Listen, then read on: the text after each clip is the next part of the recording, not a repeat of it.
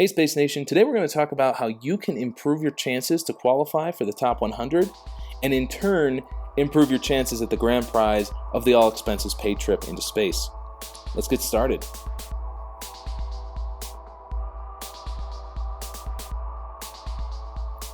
Hey Space Nation, Aaron here, so let's jump right in. What is it that's going to qualify us to be one of the top 100? And I think that is a question we're all asking ourselves. There is information out there. The problem is that information is fairly vague. I think they're doing it on purpose, but we're going to walk through some of the publicly information that's available out there. Then I'm going to go to some articles specifically, and in those articles, I want to walk into some of the details and try and read between the lines and see if we can figure out some more specific criteria that'll help us figure out what they're going to look for when they're trying to invite the top 100. Okay, so publicly available information that is out there. We know that there's a trip to space up for grabs. We don't know what that trip to space actually is. We don't know if it's a quick up and back or if it's a couple of days on a space station. We just don't know. What we need to do is realize that there is a lot of variability in pricing. I've seen anything from as low as $100,000 for a ticket to quote unquote space to more like $15 million if you want to go to the space station, stay for a couple weeks, and even have an EVA. So with that in mind, we have to realize that it's probably going to be in the lower end of that. It's the first trip that they're offering, so we're not going to be able to just expect a $15 million ticket. So with that in mind, my guess is on the lower end of that, but that's one thing that we know will happen. There's going to be that. The other thing that they have been very clear about is the process. That has been fairly well defined in articles and things like that. They're going to select 100 people. There's going to be some kind of televised competition, on-site camp, that kind of thing. From there, there's going to be 12 people that actually compete in more of like an intensive 10-week training course. That's something I've read. And one of those people will actually win the flight to space. So we know the process, but we don't really know how they're going to select those top 100. And that's what we are all right now, where we are right now. That's what we're competing for. So what I want to do now is take us to a couple of articles that give us a little bit more details that then we can try to read between the lines for. One is spacenation.org, some of the information that they give us. Another one is an Inc. article. So let's jump to spacenation.org. First, here's my Inc. article. So in Space Nation, in their astronaut program section, they kind of give an idea of what's going on. I'm going to focus on a section here where it talks about candidates. And here they talk about candidates who unlock all the badges and achievements become eligible to take part in an exciting series of astronaut experiences and the opportunity to travel to space.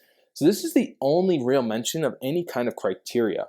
And those criteria are badges and achievements. I don't know what achievements are. There's nothing like that in the app currently. Badges, though, that is in the app. And so let's navigate back to the app real quick and look at the badges. This, to me, the fact that they mention it online and the fact that it's a new release in the last 2 days, where now badges have levels associated with them. Bronze, you can see here. There's some silver. You can get up to gold, I assume, maybe more.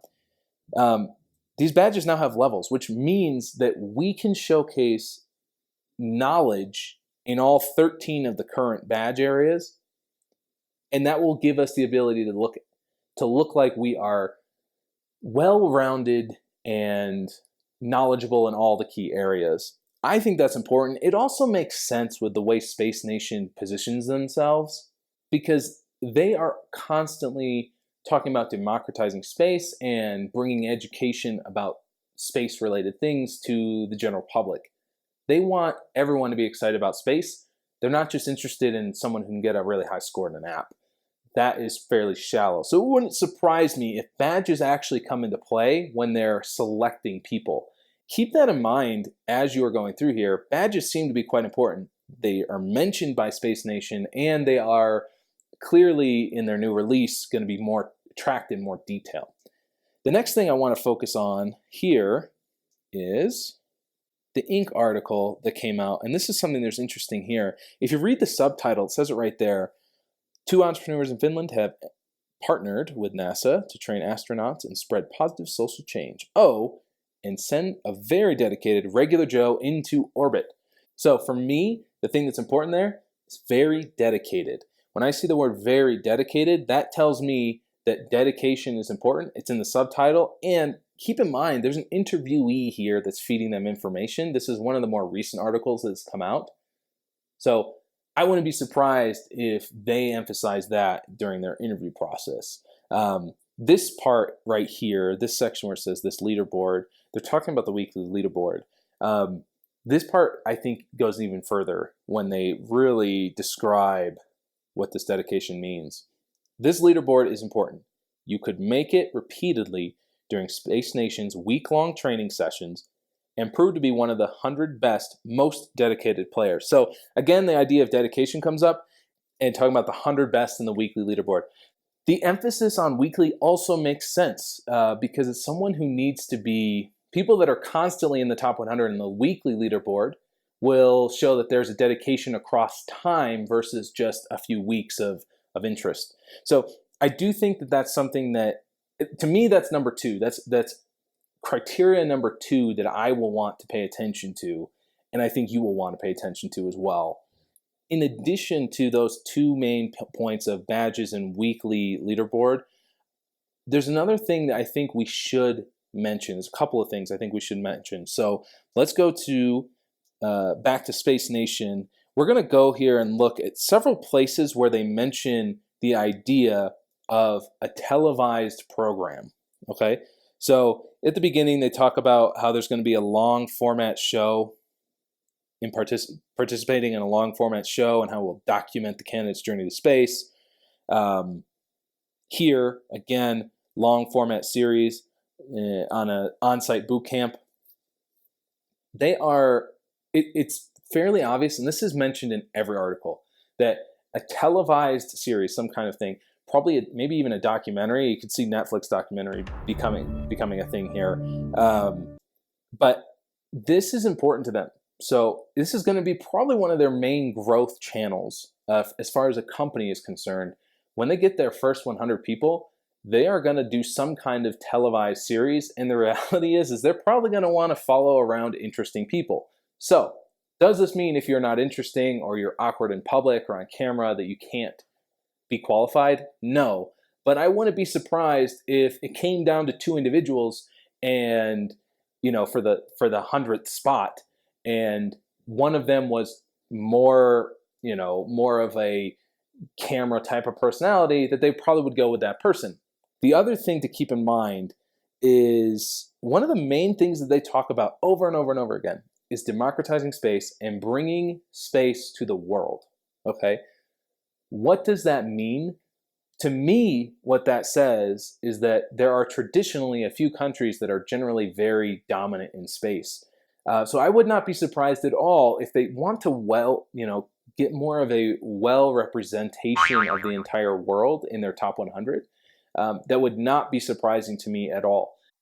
So with all of that in mind, let's do a quick recap. What are going to be the important things to focus on? For me, number one, badges, showcasing my well-rounded knowledge. If I can get to the highest level of the badges, it might be gold, it might be platinum, who knows? But if I can get to that level on all my badges, I'm going to do that. Showcases me as a well-rounded and knowledgeable potential candidate for space. Two, weekly dedication. This is going to be important as well. Instead of just going all out on, 1 week a month or just whenever you can, try to spread that out, check in on a daily or every other day kind of thing, do a couple of missions, that kind of thing. That consistent weekly ranking in the top 100, I think, will pretty much give you it's not going to guarantee anything, but it will pretty much give you what you need to know that you've done your best and you've showcased that not only you're well-rounded with the badges, but you are dedicated on a consistent basis. So that's all for me. If you have any thoughts on this topic, I would love to hear them in questions and comments below.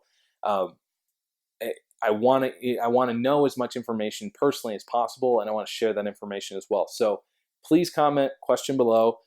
In the meantime, don't forget to like and comment and subscribe to the channel here. Going to have a lot more information. It helps me to know that you guys want to hear this information. So go ahead and do that.